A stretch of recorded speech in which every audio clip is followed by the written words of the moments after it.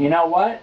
I'm more fucking Duke, and more Duke doesn't give up very easily. We've made it about halfway through this illogical shit stain, and you know what? We're seeing it through to the very end. Let's do this. The Oracle here states that a fragment of the fire disk is located in this area, but actually getting to it is a whole other story. Why?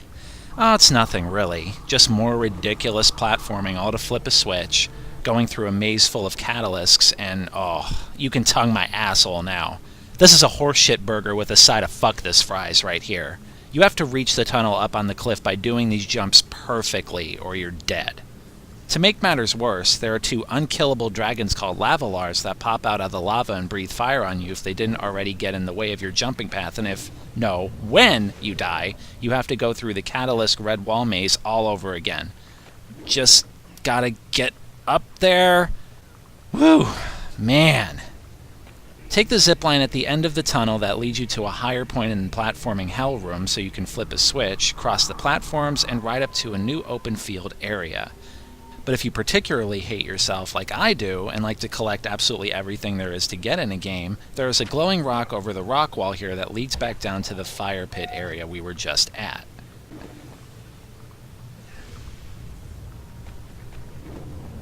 Oh, come on, I did this once, I could do it again. Haha! Kiss my nuts! From here, head right and jump over the ravine to find another tunnel entrance ahead of you. And whoa, man.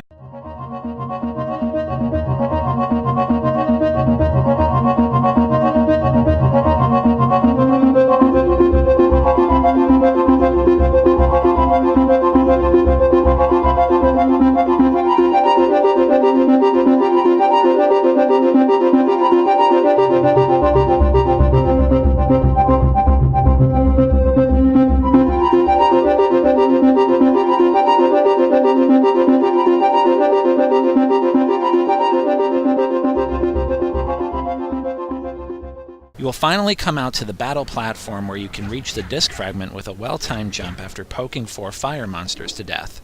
After that, jump back on the platform and head in the middle of the statues to make your way back to the start of the area after taking care of, wait for it, more catalysts.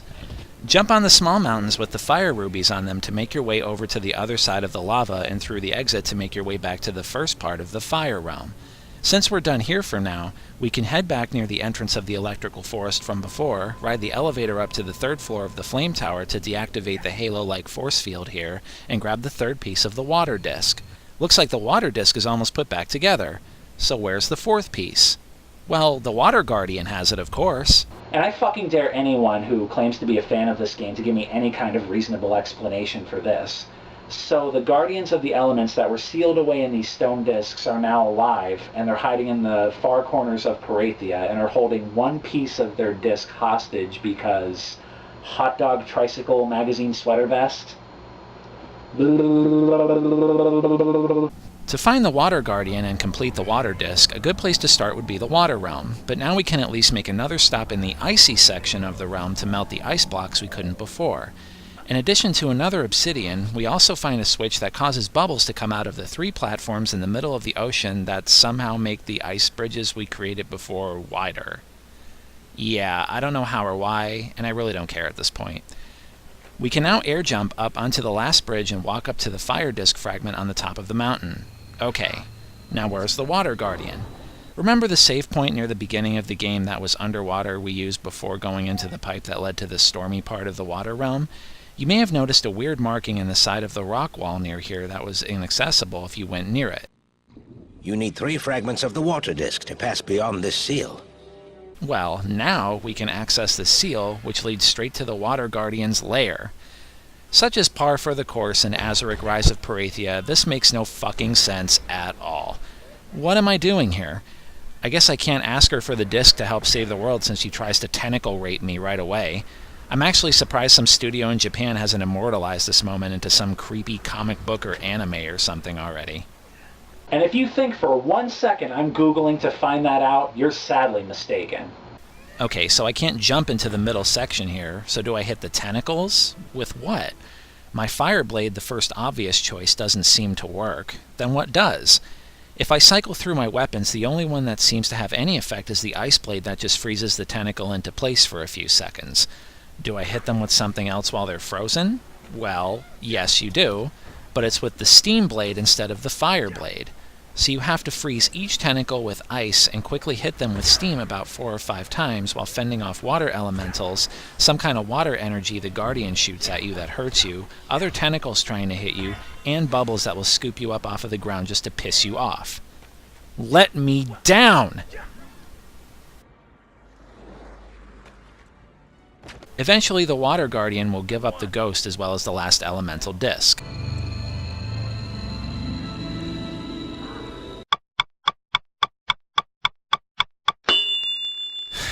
First of all, if the Guardians wanted to protect their respective discs, why not gather all the pieces of the discs so Balthazar doesn't get his hands on them? Wouldn't they be smart enough to know that I'm trying to save the world and want to restore the balance of the elements? I guess not if they're lashing out at me instead of letting me reassemble their goddamn frisbees. Even if you had to fight the Guardians, why couldn't the progression in the game make more sense by having you go through an entire realm, fighting the Guardian of the realm for the remaining disc fragments, and being completely finished before going on to the next realm? And I also love how the discs go back together absolutely perfectly without so much as a dent or a gouge in them. You're really going to tell me that after the discs exploded apart, launched thousands of feet into the air at light speed in random directions, and landed God knows how many miles away after crashing into the ground, that these fragments didn't so much as chip off a small part somewhere else? Do they self-heal when they're put back together, or does every lore guardian carry a couple tubes of superglue in their pocket in case this happens? Also, how do you explain some fragments being found underground or in temples where they couldn't have possibly landed to begin with? Did all of the evil creatures you come across try and keep the fragments for themselves and put them in a safe place? If so, why? What do they have to gain from hiding away just one part of an elemental disc? And after we put them back together, why in the blue fuck are we putting them back in the same exact place Balthazar tried to steal them from in the first place for the Death Guardian? What's to stop him from letting me gather all the rest of the discs so he can show up, take them all, and combine them with the Death Disc he already has to rule the world with ultimate power? Why is hardly anything in this fucking game given a basic explanation? I don't want to play this game anymore! Just in case you couldn't figure it out, which I didn't for a while and you wouldn't either, we have to go back down the first minecart from the original entrance into the Earth Realm and kick up some dust in the desert area we skipped before. Feel free to explore the area, but the main objective here is to find the 2 keys to activate the machine here to start the conveyor belts, which moves blocks along with magic purple energy you can use to travel along them. Using these belts and the claw-like platforms that go around the area lead to more discoveries, with the most important being a rock with the Earth symbol etched into it.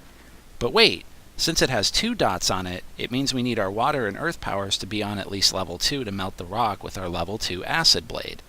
Now you may have noticed that there is an earth medallion on a high ledge you will see when riding the claw platform past it. Now how do we get up to it?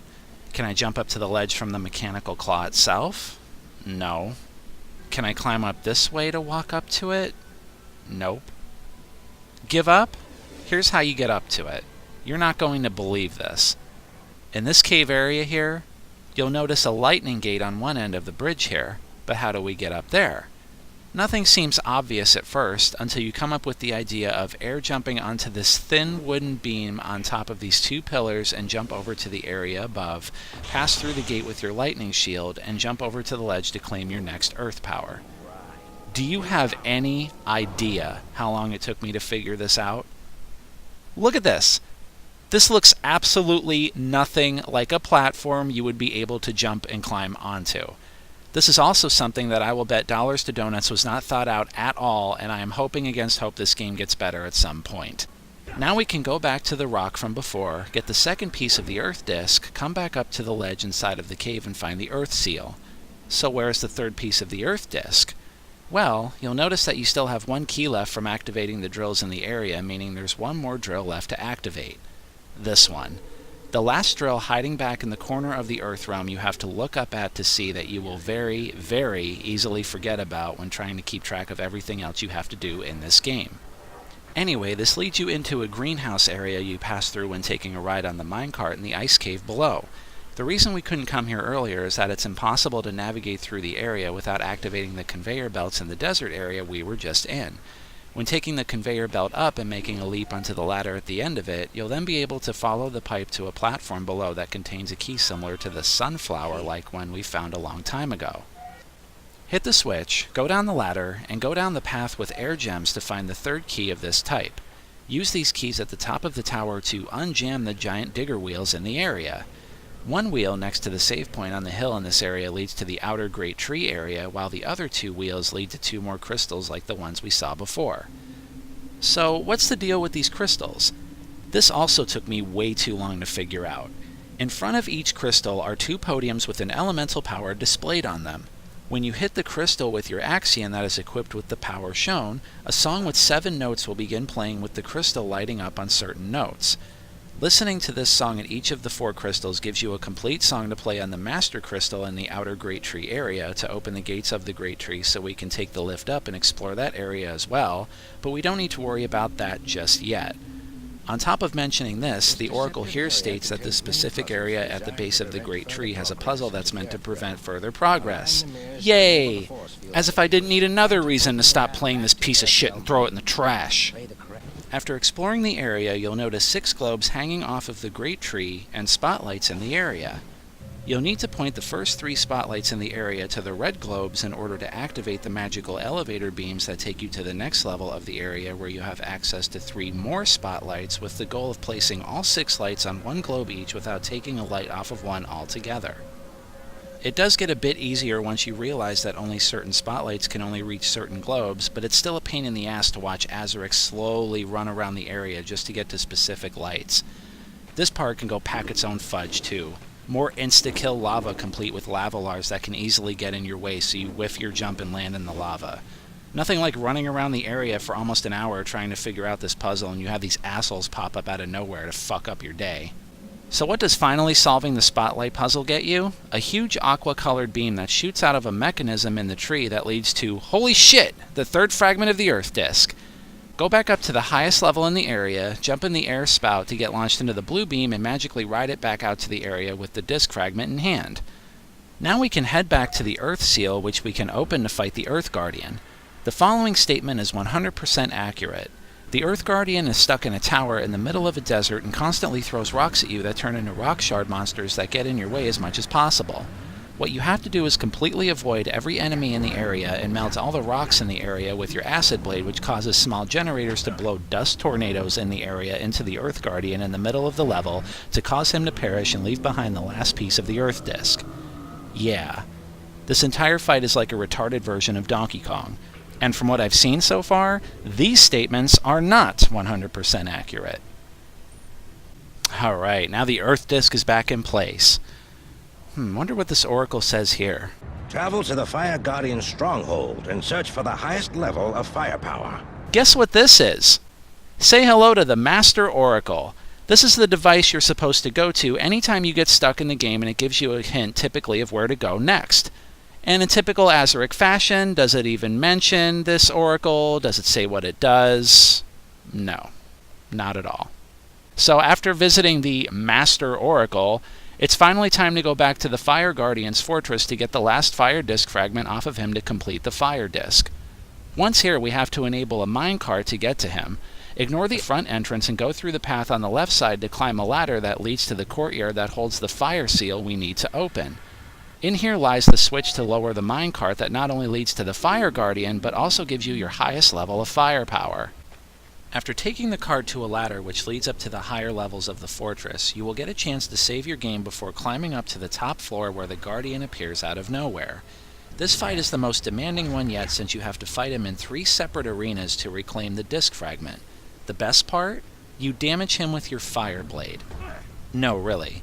He laughs when you try to damage him with your water and ice elements, even though they're very effective on the lesser enemies in the fire realm, but the very element he is made out of is his weakness. Whoever made this decision was either borderline retarded or just an asshole. At least your ice armor protects you like it should. After restoring the fire disk, you'll notice a spaceship drop down where the Whirlpool of Death used to be in the water realm. Going in to investigate it causes it to automatically take off. What the hell? It's a trap!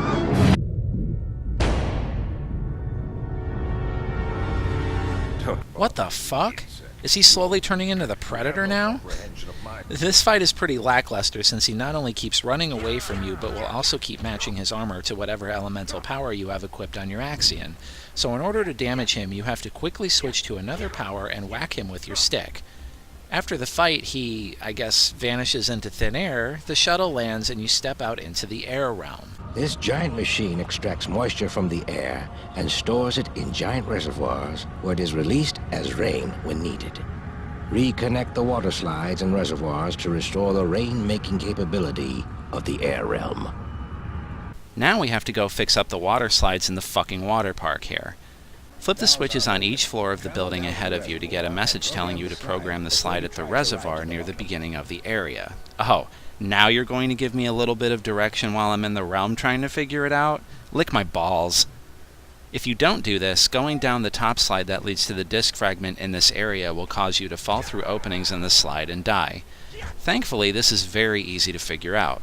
Press the switches in the order of the color of the statues you saw at the lift on each floor of the tower. Simple. Collect all of the items on the slides, including the next life disc fragment and your maximum water power. Now that we're done here, we can head back in our space shuttle to head to the area with the air tubes.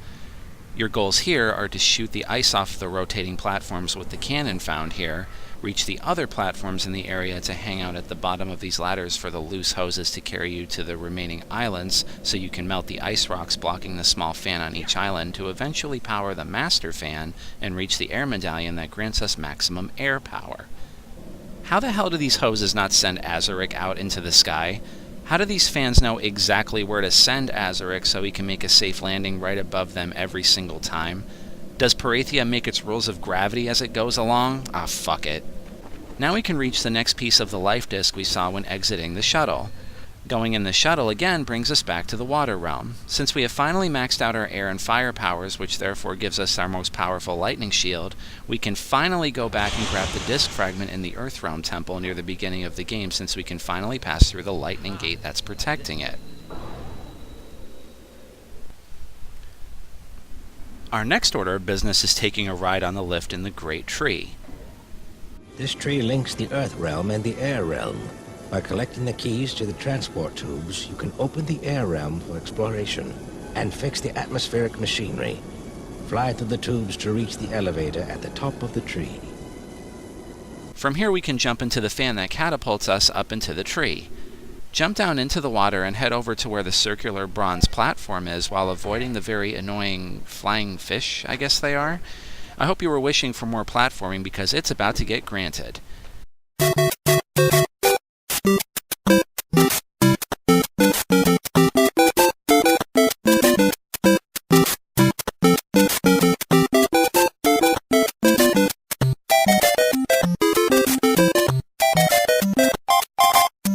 Eventually you will find a switch that opens up a nearby flower-like platform that has a key in it. Time your jump to grab the key and fall into the tunnel when the flower is open to ride back down to the beginning and reach the only save point in this entire area.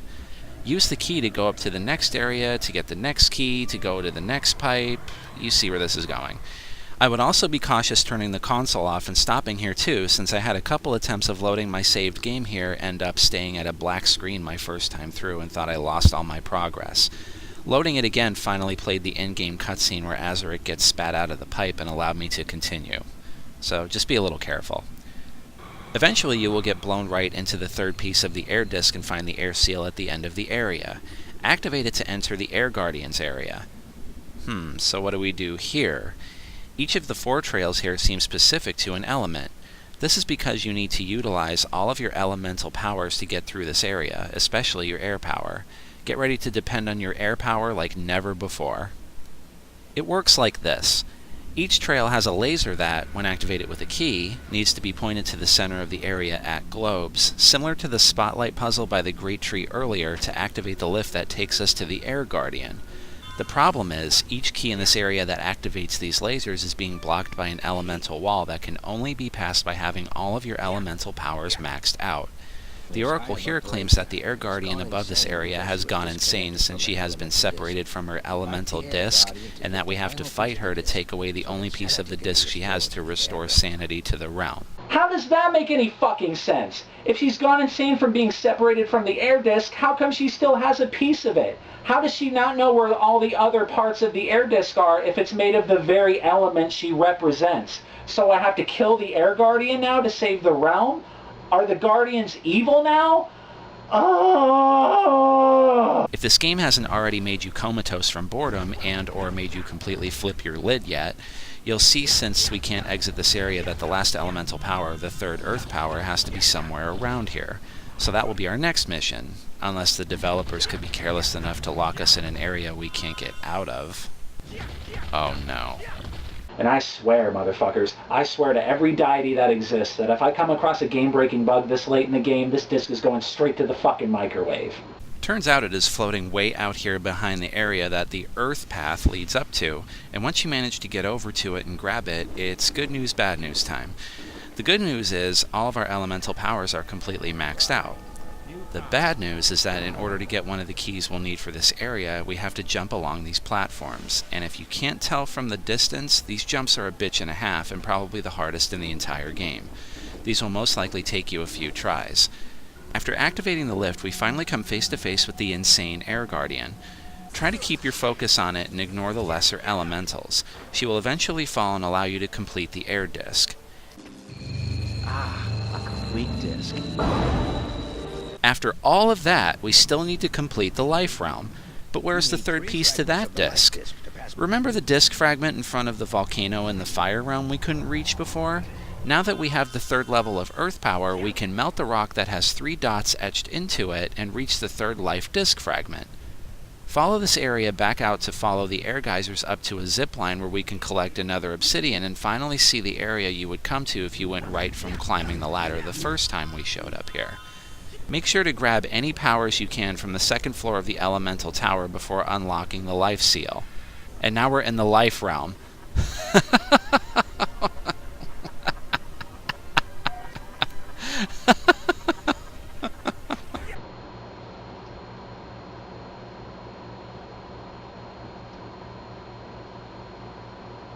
What in the name of Scrooge McDuck's monocle am I looking at? So the life realm is like watching a sea-level sci-fi movie on a bad acid trip? Wow, talk about rushed graphics. I like how the incredibly purple lightning that make up the walkways clash horribly with what is perhaps the lamest static skybox I've ever seen in a video game.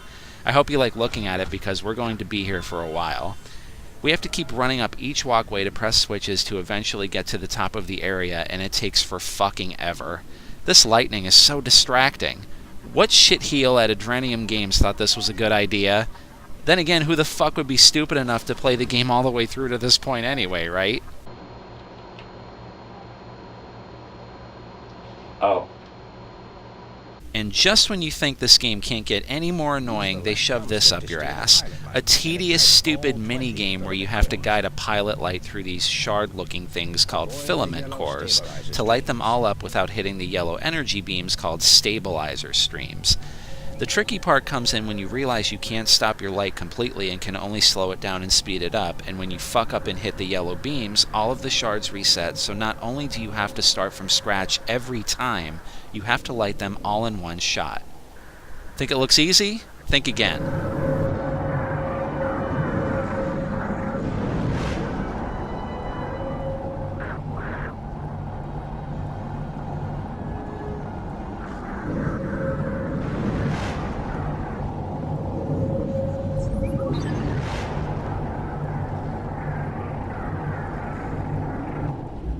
Having fun yet?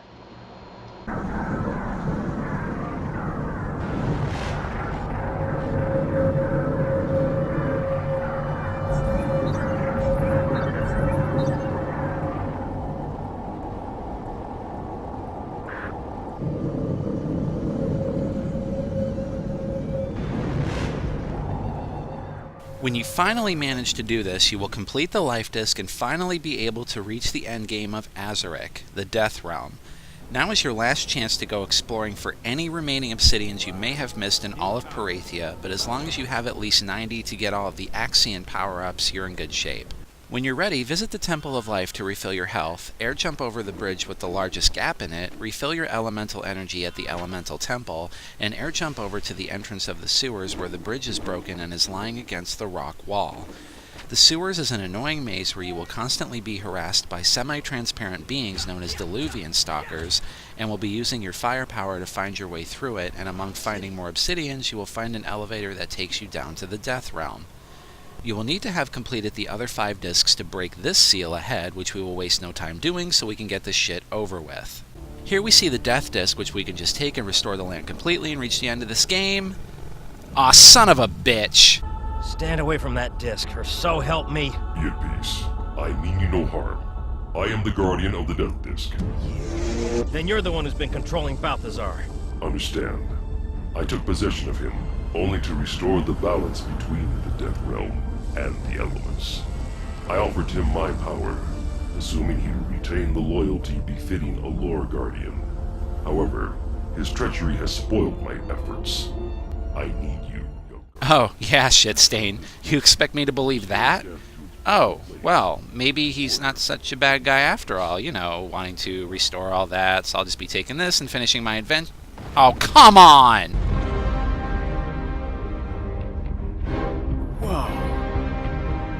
So he's a giant evil spider now? Where the fuck are Kelly and Sabaroda right now? You fool! You thought you could vanquish the great Balthazar so easily. I am immortal, and I will control the balance of life and death on Perathia for all time. You will be food for my minions. A worthy end for you.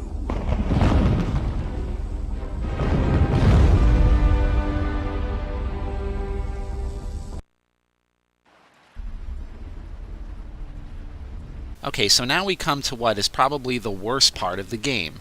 If you thought the dumb puzzles and key hunting was over, everything before this was just a warm-up. You're dropped into a conveyor belt maze where you have to find 6 lens keys to secure the death disc and restore the sanity of the Death Realm. I'm going to lose my sanity if I don't finish this game soon. Ugh, I've had enough of Zen back in Half-Life, and it looks like I'm here once again. You barely even have to try to get lost here. You have to ride the conveyor belts into different buildings to find all 6 keys before reaching the top of this area. Once you manage to find your way around and do that, head back to the save point in the Oracle in the beginning of the area by riding the rock platforms back up to the first conveyor belt and head on to the only belt we haven't been on yet to find a similar looking shiny rock platform to air jump onto your right. From here, we can make it up to the tower using the platforms and use the 6 lens keys to open the door to the final area of the game. An elevator maze. An elevator maze that, and you may want to sit down for this one, is not explained to you in any way, shape, or form. The final oracle of the game explains that this maze exists because of the Death Guardian going insane without having his death disc for hundreds of years. And after all of this, we get an elevator maze to top it all off? Talk about a cherry on the shit sundae. No wonder we have psychiatric wards in this fucking world. Here's how this contraption of madness works. The 3 switches in the elevator shaft link up with the same colored marker in the hologram map. In other words, pressing the green switch will take the elevator to the room the green marker is on at the moment. In each room is a crystalline switch that will change the position of the marker on the map, which will ultimately allow you to visit the remaining floors and claim keys you will need along the way. As an extra special supersized hallmark like fuck you from the dev team, not only do you have to worry about getting knocked off of bridges, it's also easy to get stuck on the edges of elevators and fall to your death if you try to jump on them after they go down. Nothing like trying to figure out the path through this puzzle and dying when you're almost at the end of it and have to do it all over again. You will finally reach Balthazar's lair for the final battle, which is anticlimactic to say the least. Even though he's in a different form, it's essentially an extension of the battle you had with him on the spaceship, and it's made even easier since there is a full elemental restore globe in the room as well. Azurik defeats Balthazar, puts the death disc back into place, and restores perfect balance back to the land of Perathia. We then cut back to the Death Realm where Balthazar has been beaten to a near vegetative state to see various evil minions from around Perathia place the Death Guardian's helmet on Balthazar while he's held down to hint at a sequel down the road. Roll credits. And yes, not even that small twist at the end is explained at all. Big surprise, right? Though it did make a subtle suggestion to a sequel to continue the story of what happened here, but can you even imagine for a second living in a world where there's a sequel to this fucking piece of crap? Unbelievable, man. And I'm sorry if I seem to bitch, moan, and groan a little too much throughout this review, but it's an accurate depiction of someone who's played through this game twice in a row. This game sucks. I mean, I can't even tell you guys how many times I wanted to just quit this game outright and play something more fun. You know, video games that are fun. What a novel concept, right? But at that point, I was pretty deep into the game. And, you know, I would figure something out here and there, and it would keep me trucking along to see it through to the end.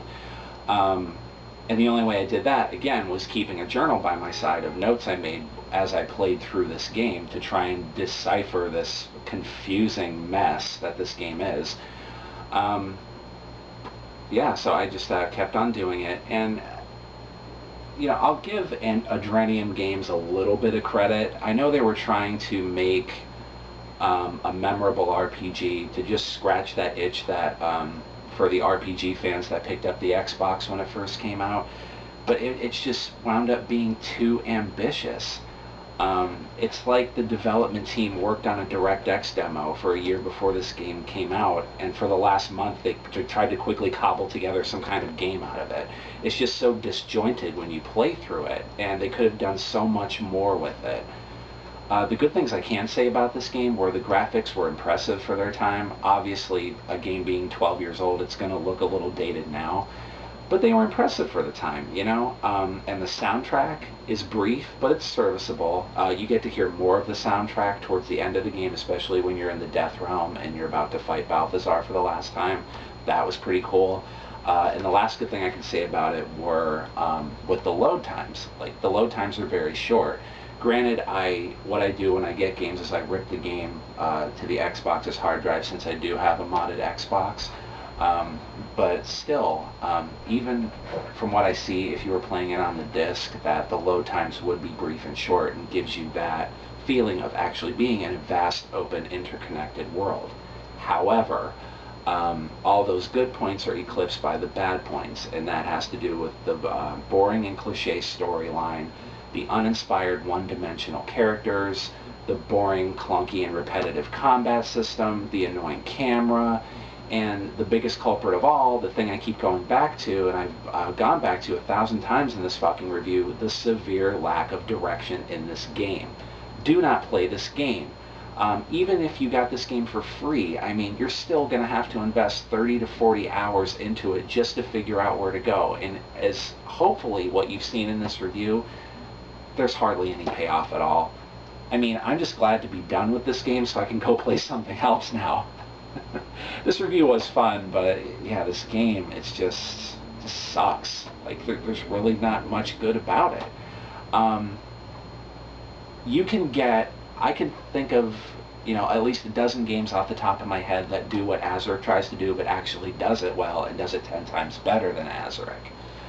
Going with my new review system, I'm switching to whole stars. It's going to be 1 through 5 stars, but none of that half-star bullshit, because it's going to be, you know, more direct to the point, more concise, and simpler to remember. And honestly, guys, 2 out of 5 stars. That's all I can give this. And that's my mantra, guys. Now, if you'll excuse me, I'm going to go play a game that's actually fun. Sorry, Azurik. You just don't cut the mustard. Till next time, guys, thanks for your patience as always. Like and subscribe to my channel if you like what you're seeing, and I'll make more videos if you like the way I'm doing my reviews. Hopefully I'm doing them keeping some of you informed and keeping it somewhat entertaining. So, till next time, guys, see ya.